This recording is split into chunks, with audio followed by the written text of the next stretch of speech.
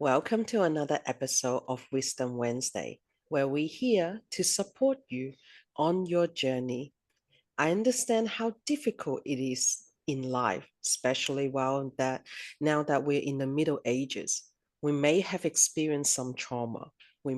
Our body may even be falling apart. And there's so much things that is going on that require us to be strong, be confident, and to make it through. So who better than someone who have been through hell and back and thriving now? So today I have my special friend Tanya Benlow here sharing her journey with us. And the topic that we're going to talk about today is how to overcome extreme adversity and finding that light in the darkness again. Hi Tanya, thank you so much for joining us again. Please share a bit about yourself to us. Hi, Martha. Thank you very much for having me today. And members, I just hope you get some insight or inspiration or, share what I'm going to talk to you about today with somebody that needs to hear this. I have been through, you could say, one of the worst of life's adversities. And I've been thinking about this the last 24 hours on how would I start this conversation. Mm, One of the things I've learned is be careful what you wish for. Like I've been through a lot of things in life, but this is going to be the most pinnacle thing I'll share with you. I've owned businesses, I've been through, bad relationships and things like that. But it's not until you lose everything, and I mean everything, like the ability to be able to walk, the ability to be able to sit, the ability to be able to stand, and the ability to be able to do anything. And I mean anything. You cannot scratch yourself not being able to do anything. Back in, must have been about 2000, 2001, I had a really bad injury at work. And it was actually the lightest thing that I picked up out of the back of my car, and it created what's called a repetitive strain injury. And I didn't know much about this for a long time until sort of things progressed a little bit further on. I thought I'd actually just pulled a muscle in my back. And I got in the car, I was lifting some fish out of the back of the car, and it was only a couple of 100 grams. And just I had this horrible twinge in the back. And before I realized it, as I was starting to drive home, I knew I'd done something bad. So I started driving home and I rang my husband. I said, I think I've really injured myself. I'm coming home. And by the time I got home, I could barely get out of the car. And by the time I got out of the car and I got into bed, my body went into a horrific muscle spasm. And what I'd done was actually damaged the discs in my lower spine without knowing sort of really what had happened. And this leads to a post that was also popped into the Facebook group the other day where a lady was talking about not having insurance and things like that. So I'm going to share a little bit about insurance, superannuation, and what you need to know, because we never, ever, ever expect what's going to happen until the worst life adversity comes upon us. mm, And often it happens through accident and injury. It could be, car accident.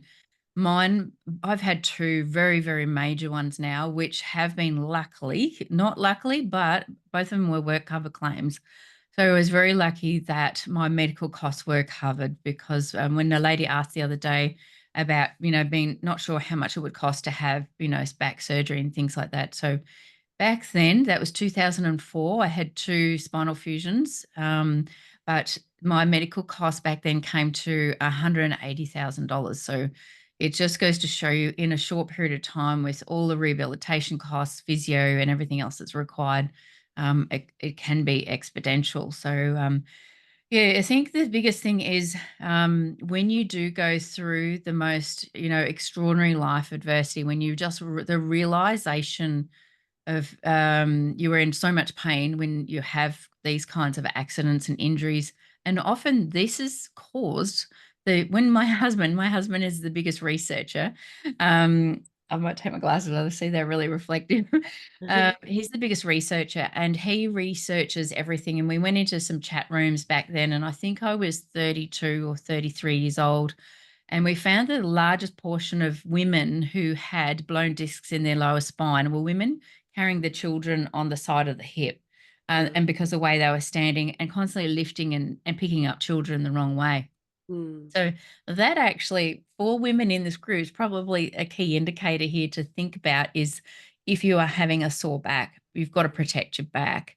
And the biggest component here with spinal and back injuries is definitely your core muscles. So um, a lot of the things that we go through when you do have major injuries and accidents is how to deal with pain. And a lot of people might struggle at first and say, I don't want to take drugs. But at the Mm. end of the day, it is the only way to control it. Mm. There are a couple of key things to understand is your body can't heal from pain unless you reduce the level of it so that it can heal. Mm. It also heals or gets better as well with sleep. So it's really, really important.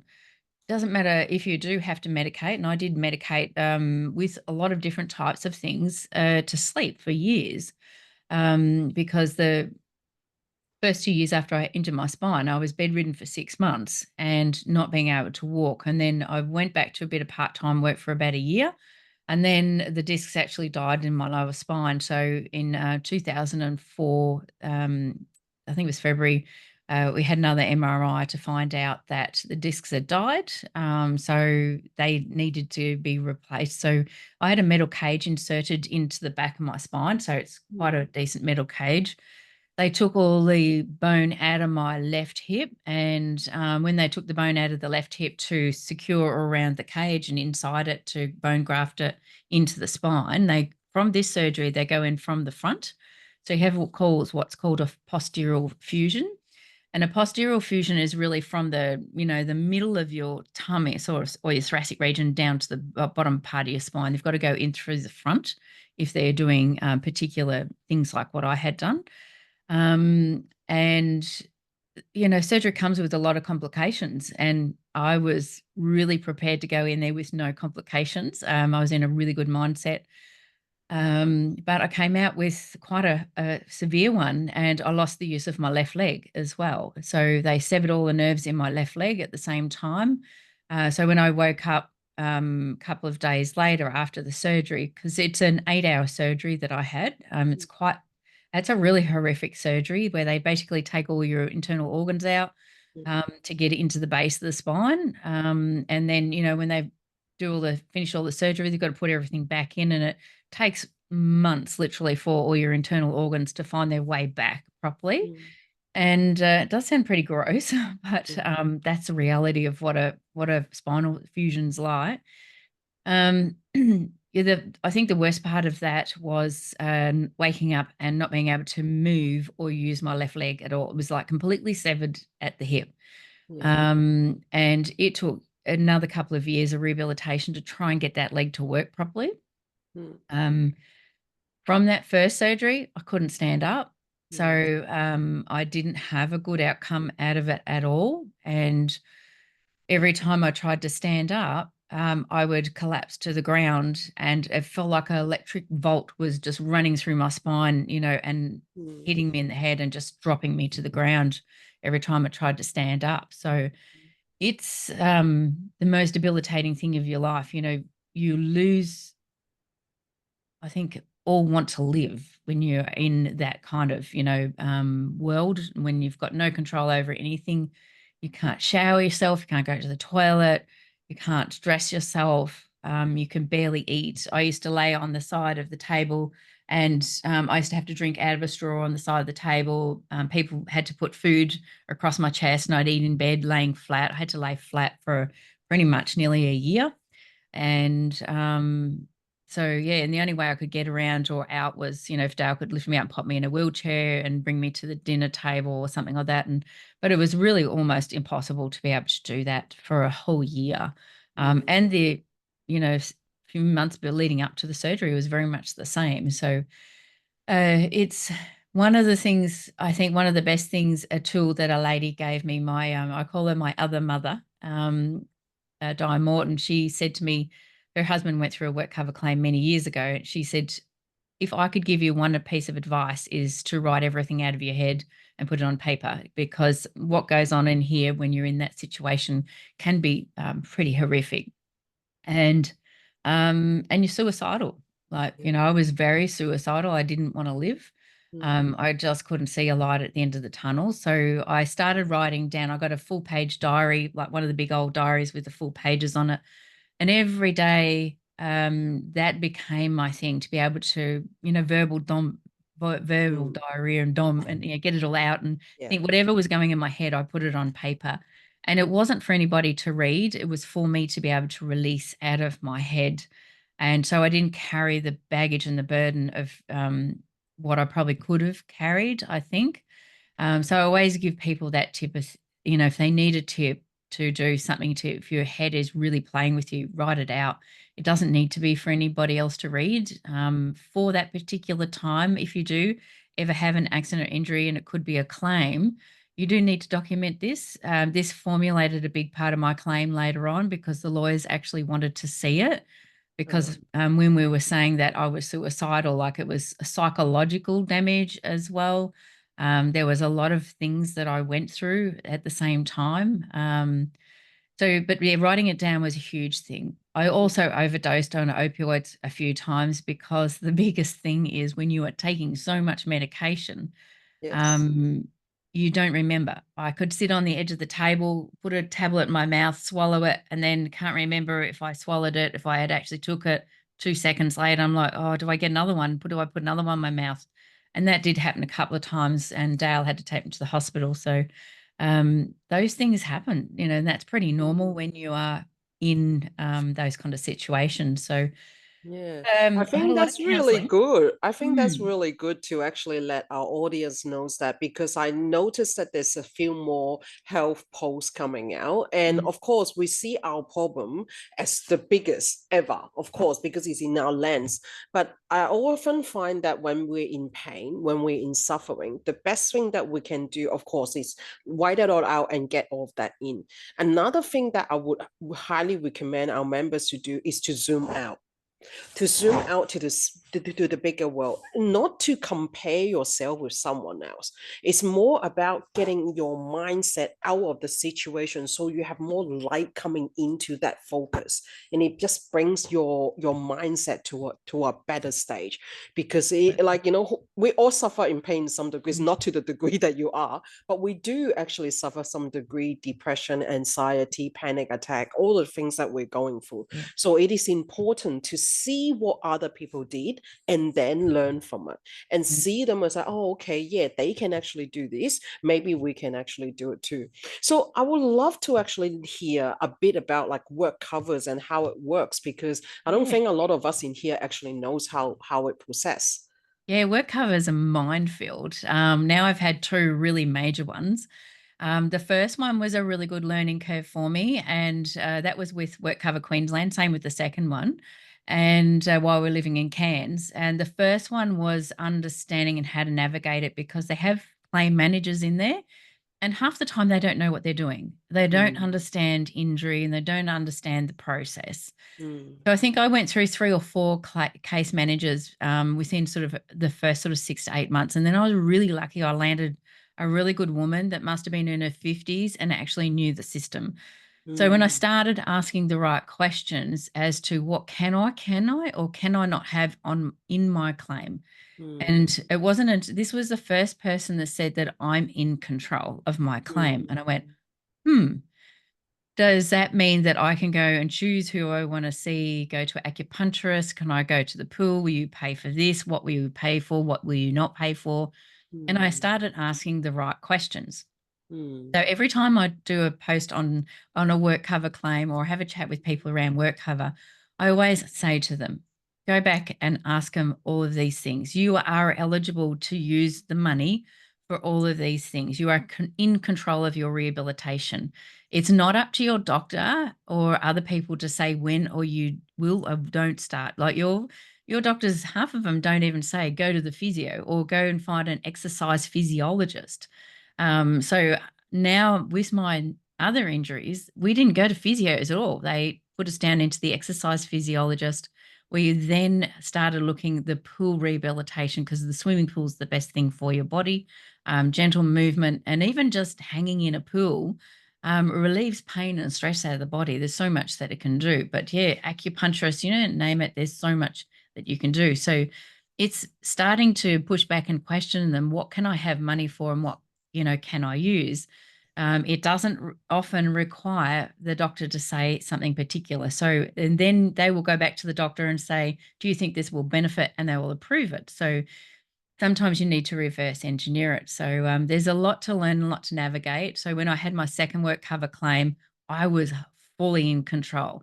And I actually felt much better because right at the start, as soon as I knew that injury was approved, I actually started seeking counseling straight away. I went and found a psychologist and a counselor because the headspace you need to be in to get through some of these things, and having somebody else to talk to, it's the key thing, because your partner often, and this is, I hear it from everyone, is your partner just starts to shut the window down and they sit there and just go, I can't deal with this. You're in so much pain. This is going on. The trauma is going on.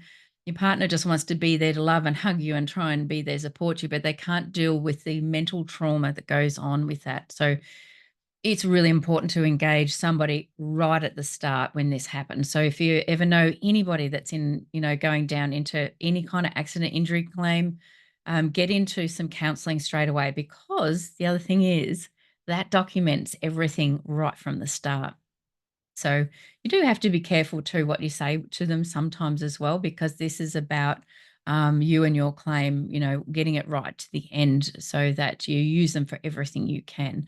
And I always work this. I worked the system. So, and I was always able to come out of my claims feeling on top, really feeling not as if I was a damaged person. I came out feeling that I have healed. I've gotten over it. I'm now ready back to bounce back, and I'm back to my full self.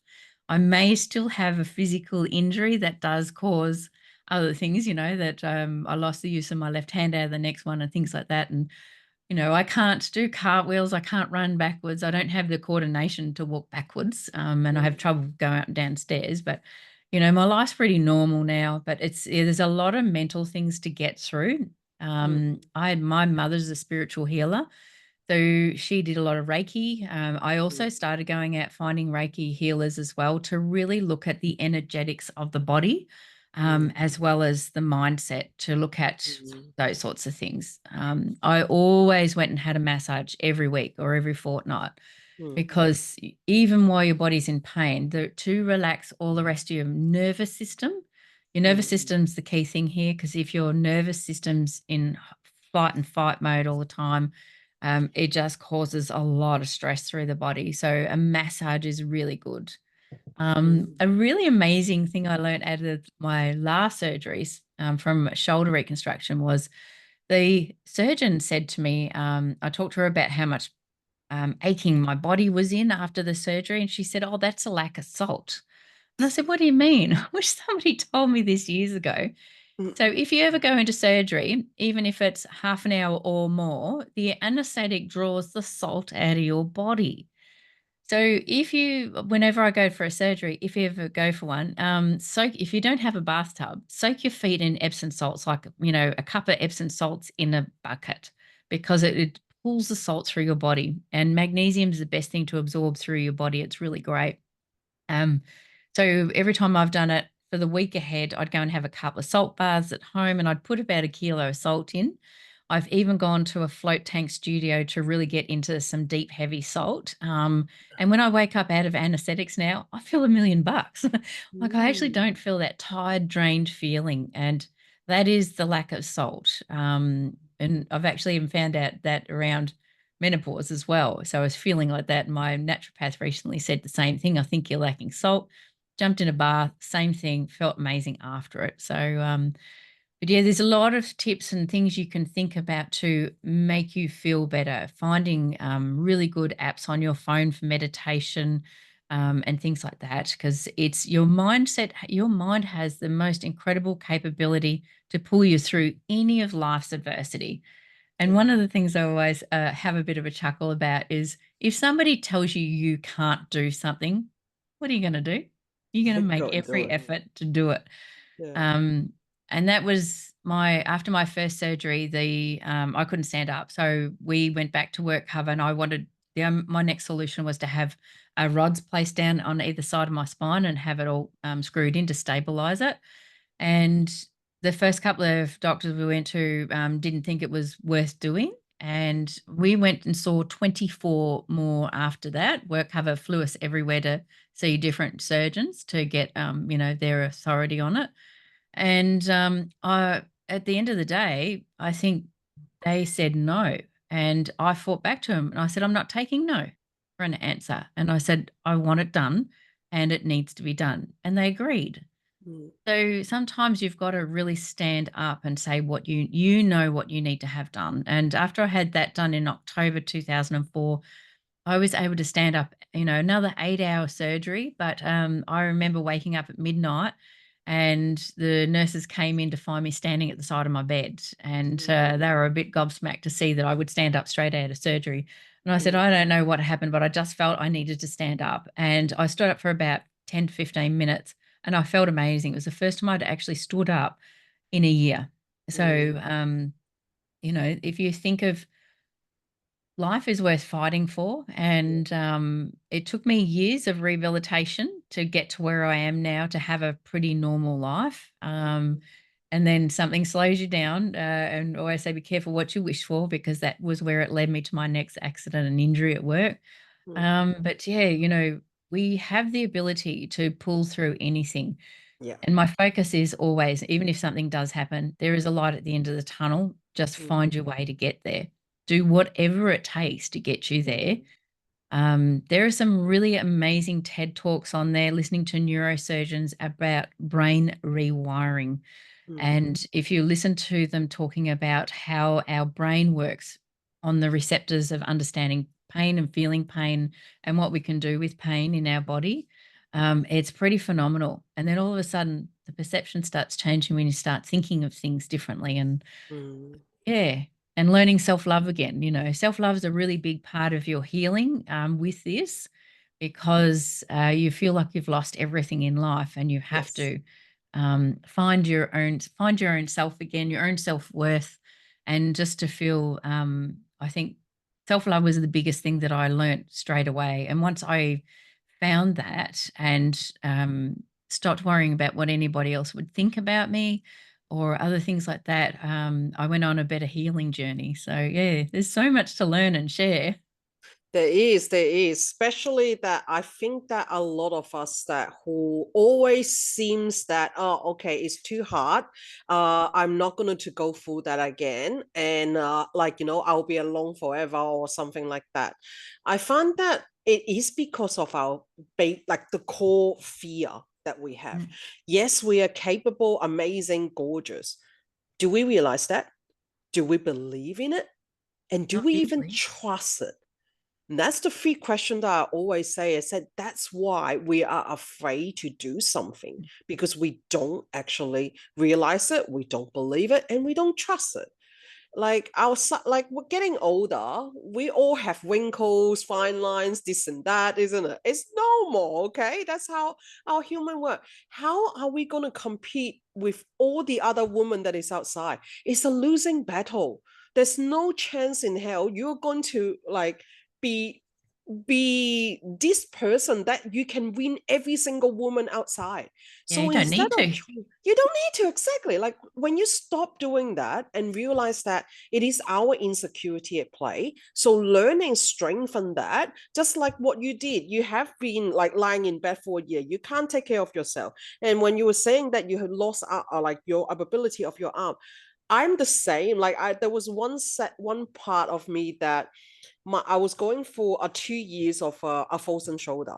There was to a point that I cannot lift up my arm, so I can't even undo my bra at the back. Mm, And it makes me feel so sad because I always been this woman that is going here, going there, doing everything by myself.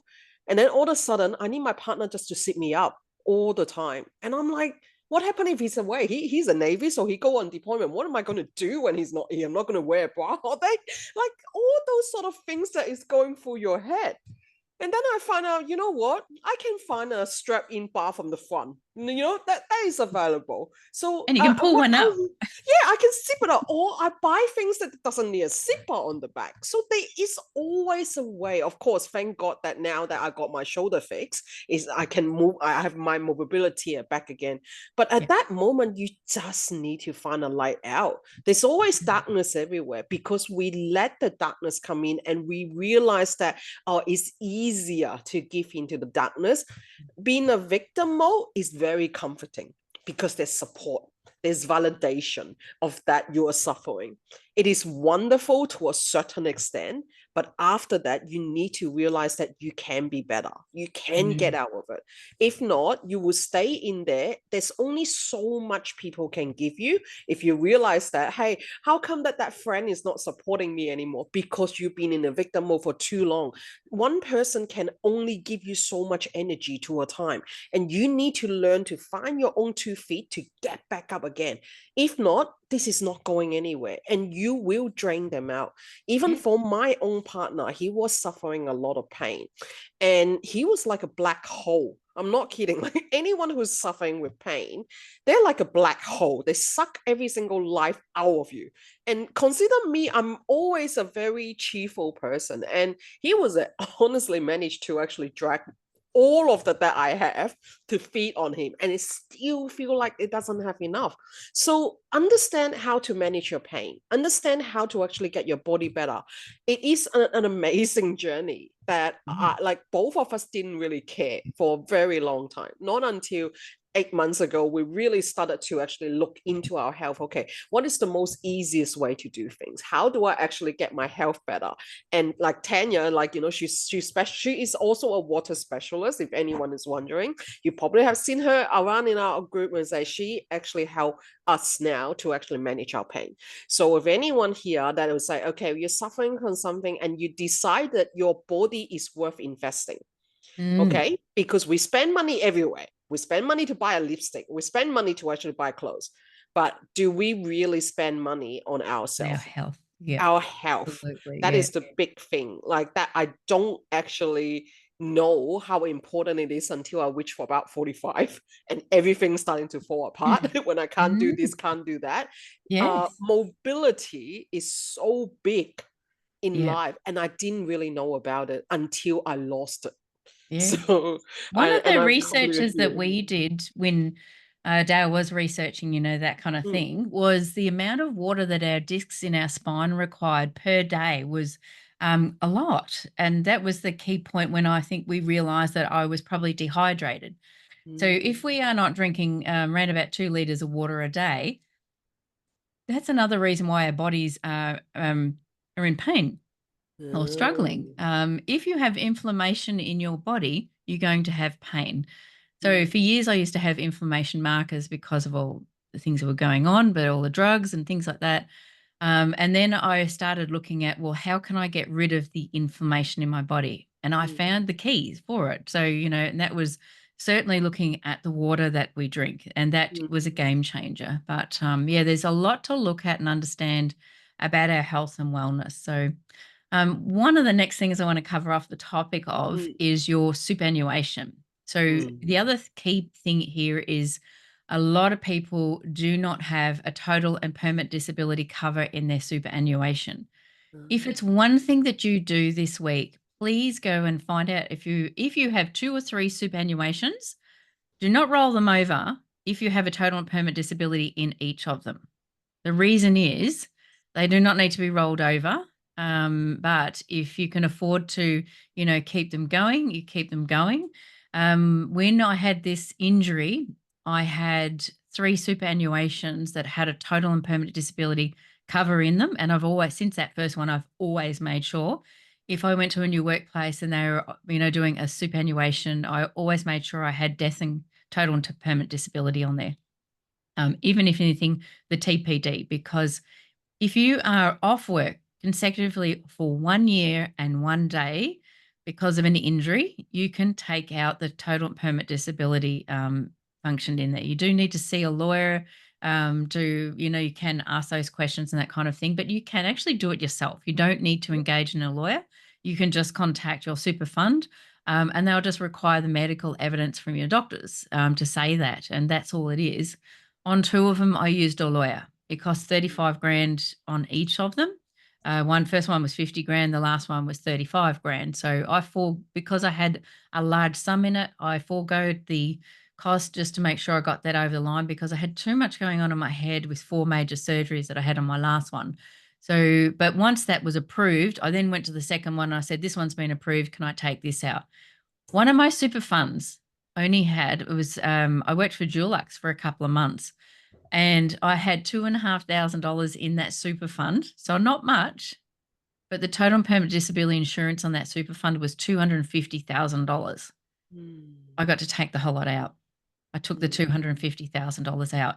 So it doesn't matter how much super is in there, because Mm. once it got down to 2,500, it protected that small amount that was in there, and it still allowed me to have my insurance payout. So just check those things with your super funds. The other thing is, often I say to a lot of people, if you do have it in there and it's not at least $250,000, you need Mm. to increase it, because Mm. if you have an accident like mine, so that spinal fusion back in that first one was $180,000, just the recovery for that's a 2-year thing.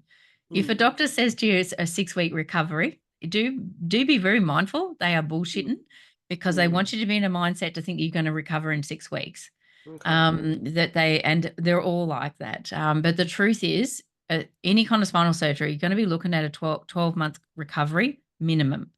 Mm. And then it's constant rehabilitation for the rest of your life. So it does need a lot of, I go and have water therapy 3 times a week. So that's $30 a week, Mm. additional just for those sorts of things. I have a massage very regularly, keep my body strong and moving, because it's all, and this is why you get a frozen shoulder, because you've been Mm. sitting in the same spot for too long and you're not moving, and you Mm. get stiff. So our body really stiffens up. I've had frozen shoulders as well.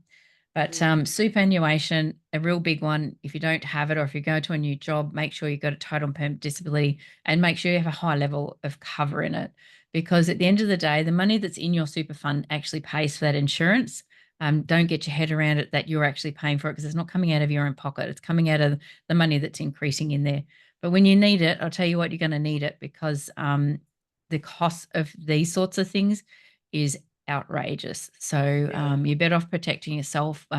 If that is the only way you're going to protect yourself, you'll do it through your super fund if you don't have private health insurance. So yeah, it's a Mm. tough one.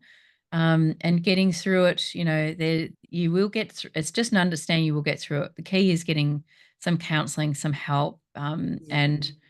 yeah, just ride the wave, Mm. because it's a wave that can take a while to get through. Like it can take a Mm. couple of years. And the more we started traveling around Australia after a couple of years after it had been done, just to see, because my prognosis was not good. After my first spinal fusion, they said I was going to be in a wheelchair for the rest of my life. I won't be walking. So, Mm. and that's one of the things, like I said, as soon as someone says this, you can't do something, that's when you're going to put the fight in your life to make sure you can do it, or put every resource in to make sure you can do it. So, Yeah. there is a way to get through things in life, whether it's through a bad relationship or losing a business, Mm. or, I now have 2 total and permanent disability classifications. The Mm. first one for my spinal injury is a loss of mobility of 23%, which is extremely high. Mm. Um, so probably not much higher than that, then a person would be classified more, that would be wheelchair bound. So Mm. yeah, so but my life and my health as in the older I've gotten, so I've only just turned Yeah. 53, the better I'm getting. So I'm more and more focused every day. I did retire at the age of 49 after that last payout that I got for my last work cover claim. So at 49, I thought, well, that's it. My body's done. I don't need to luckily financially ever go back to work. But I needed to do something from home. Otherwise I would have been a bored housewife. And I'm not the kind of person that can sit still. So I like to be able to find things to do each day, whether it's, so I always say to people, if you're not working, let me like really give you some things to get your day going, put some structure into the day. I run a calendar, and I'm out for a walk is in my calendar. My Mm. swim days are in my calendar. I run my calendar to make sure that I don't have a lazy day. I Yeah. never, ever, ever sit on the couch and watch TV, ever. I'm always out. My husband says I should go back to work, and I said, "Well, Yeah. why is that?" And he goes, "Because you're having too much fun." But yeah, so life gets to be whatever you want it to be. So that's, I love to inspire people to realize that you can get through life's worst adversity, and doesn't matter, I think one of my previous ones was losing a business, and Yeah. I took my father and his financial status down with it as well.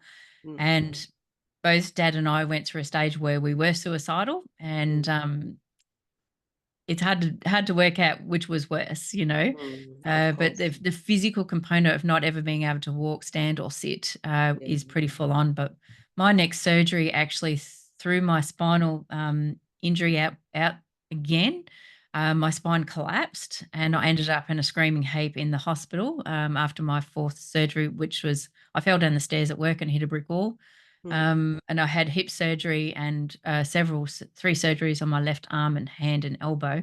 mm, And then my spine collapsed again. So, those of you who read my story, is just over a year ago, 15 months ago now, I had a new device placed into my spine called a Reactivate.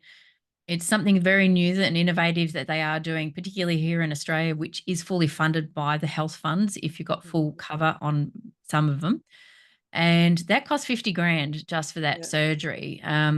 So that was fully covered. I had no out of pocket expenses at all. I think my only fee I had was about $160 anaesthetist fee, and that was Yeah. really it. So Medibank Private covered the entire lot for that surgery. And this has been the game changer, because for 20 years I've had no core stability because I've Yeah. got metal rods, cages in the lower back. So I've had no Mm, use of my core muscles for 20 years.